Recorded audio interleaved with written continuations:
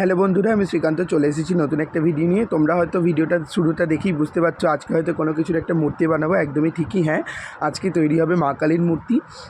জানি না কতটা ফুটিয়ে তুলতে পারবো, তাও চেষ্টা করেছি আমি। দেখো, প্রথমেই কিন্তু আমি শিব ঠাকুরের জায়গাটা তৈরি করে নিই, অর্থাৎ বডি স্ট্রাকচারটা তৈরি করে নিই, তার পাগুলো তৈরি করছি। অর্থাৎ দেখো, আমি আঙুলগুলোকে ভালো করে তৈরি করে নিচ্ছি। আঙুলগুলোকে তৈরি করার পর আমি কিন্তু পাগুলোর সঙ্গে আগে অ্যাটাচ করে নিয়েছি।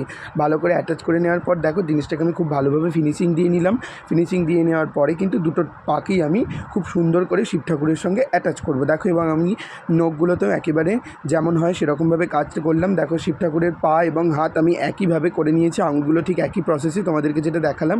এরপরে মা কালীর মূর্তি, অর্থাৎ আমি বডিটা করে নিয়ে দেখো মা কালীর পাগুলো ঠিক একইভাবে করে আমি অ্যাটাচ করে নিয়েছি। এরপর হাতগুলোকেও সেই একইভাবে, যে আঙুলগুলো যেভাবে তোমাদেরকে দেখালাম ঠিক একই পদ্ধতিতে করার পর দেখো, স্ট্রাকচারটা আমি পুরোটাই দাঁড় করিয়ে নেওয়ার পর ফেসটাও হাতে করেই তৈরি করেছি।